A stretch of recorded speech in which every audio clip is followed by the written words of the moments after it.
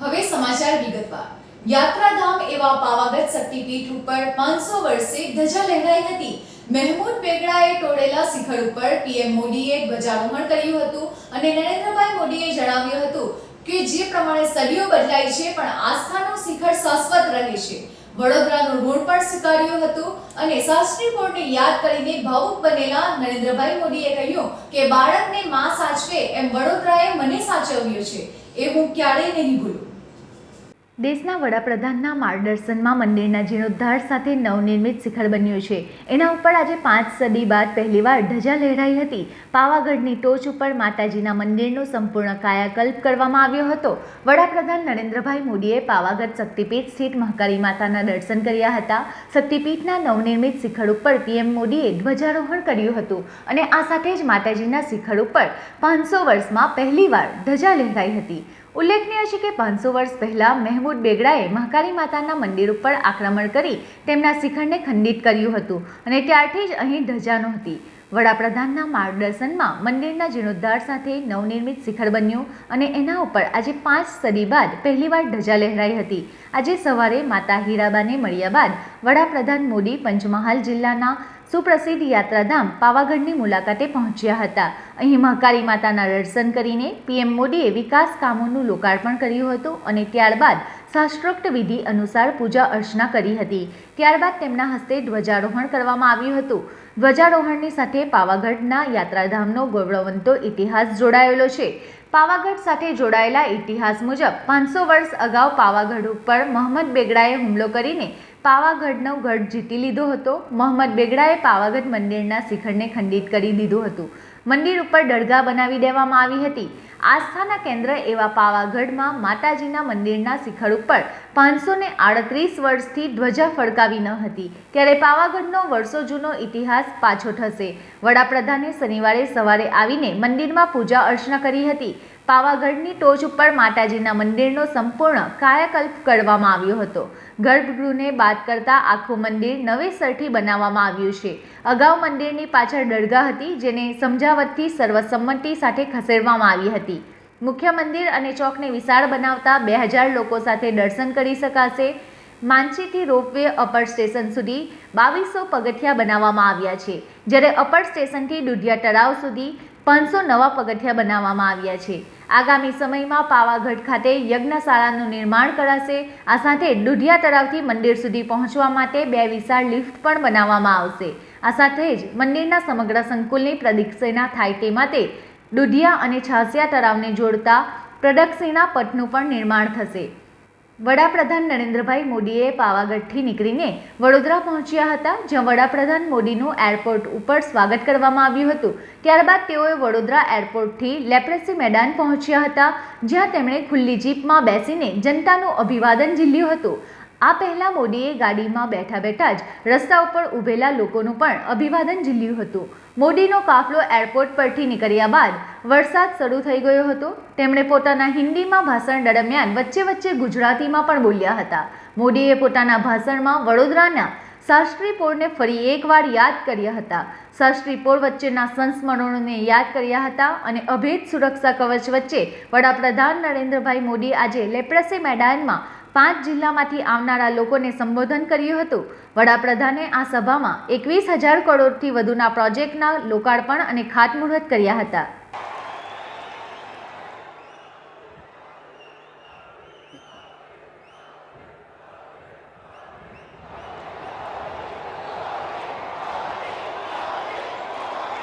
भारत माता की,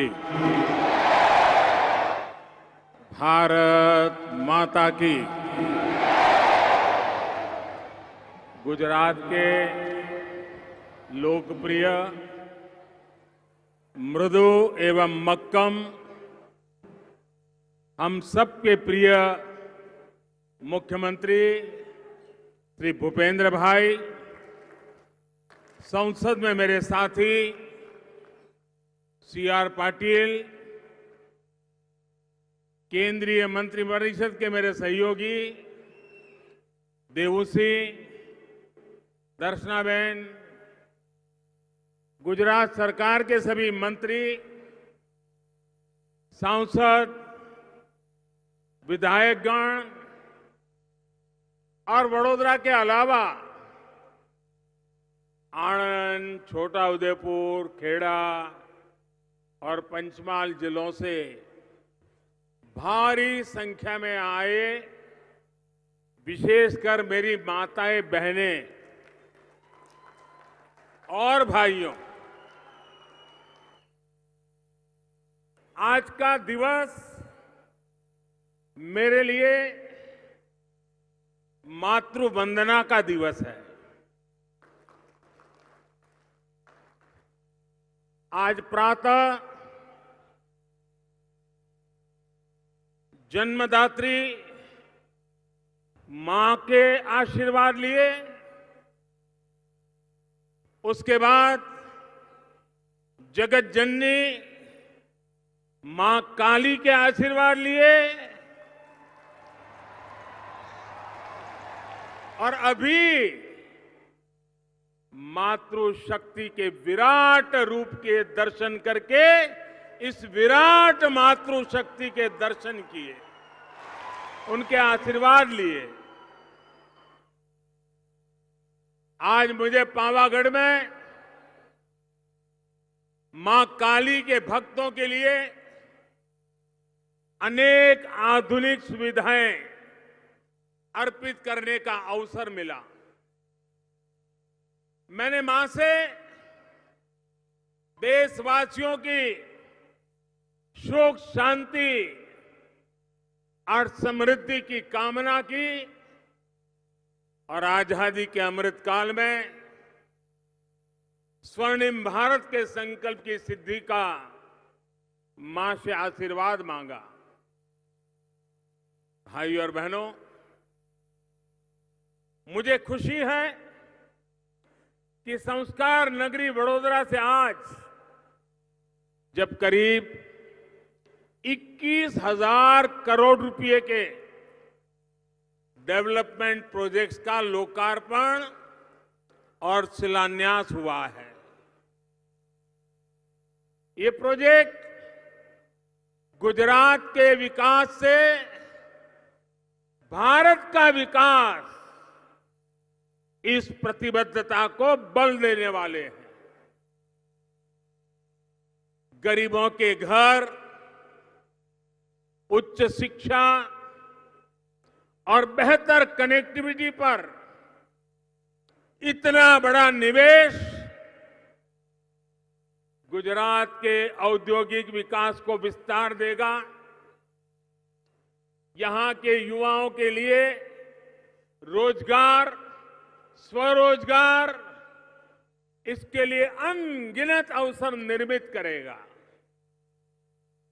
इन प्रोजेक्ट्स में भी अधिकतर हमारे बहन बेटियों के स्वास्थ्य, पोषण और सशक्तिकरण से जुड़े हैं। आज यहां लाखों की संख्या में माताएं, बहनें हमें आशीर्वाद देने भी आई है। मैं गुजरात सरकार का, भूपेंद्र भाई का और भाजपा के प्रदेश अध्यक्ष सी.आर. पाटिल का विशेष रूप से आभार व्यक्त करना चाहता हूं,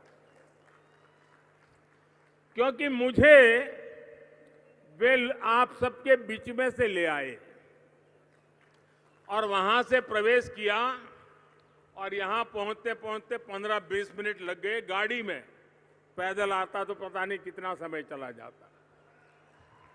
इतना विशाल जनसागर। लेकिन मैं धन्यवाद इसलिए कर रहा हूं कि जब मैं सबके बीच से निकल रहा था तो मुझे आज उन सैकड़ों चेहरों को भी प्रणाम करने का मौका मिला जिनके साथ मुझे कई वर्षों तक काम करने का अवसर मिला था। कुछ तो ऐसे वरिष्ठ कार्यकर्ता मुझे दिखाई दिए जिनकी उंगली पकड़ करके मैं कभी चला था।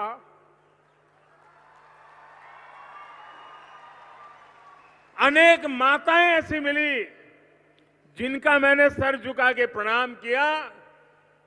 कभी न कभी उनके हाथ से मुझे रोटी खाने का सौभाग्य मिला था। आज मेरे लिए ऐसे सैकड़ों लोगों के दर्शन करना, उनके आशीर्वाद लेना, ये अपने आप में मेरे लिए धन्य भाग्य था। और इसलिए मैं गुजरात प्रदेश का,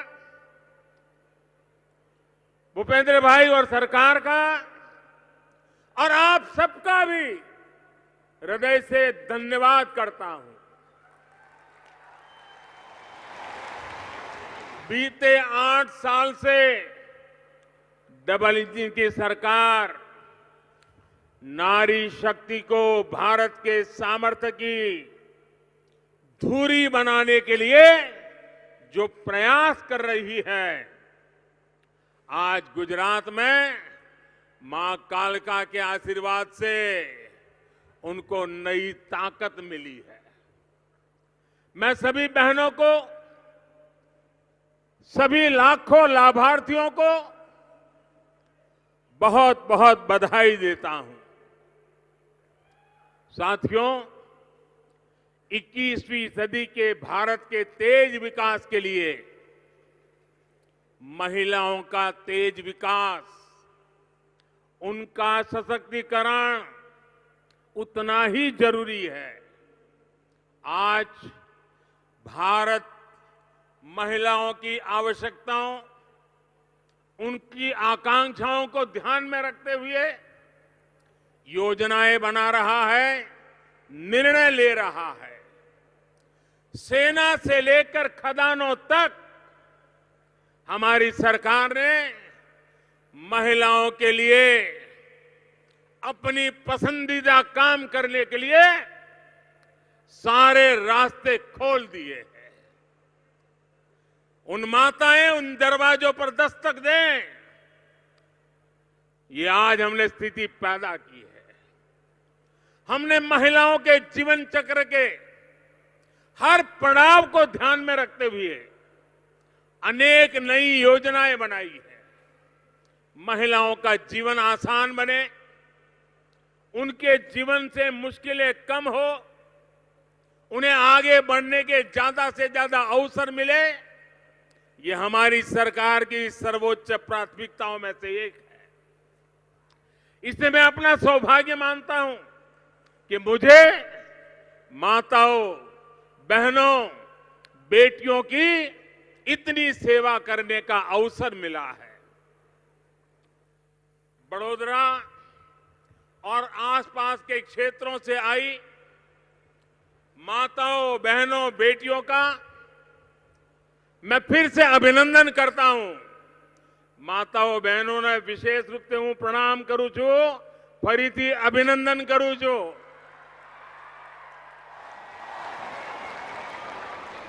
बड़ोदरा मातृशक्ति के उत्सव के लिए एक उपयुक्त नगर है, क्योंकि यह मां की तरह संस्कार देने वाला शहर है।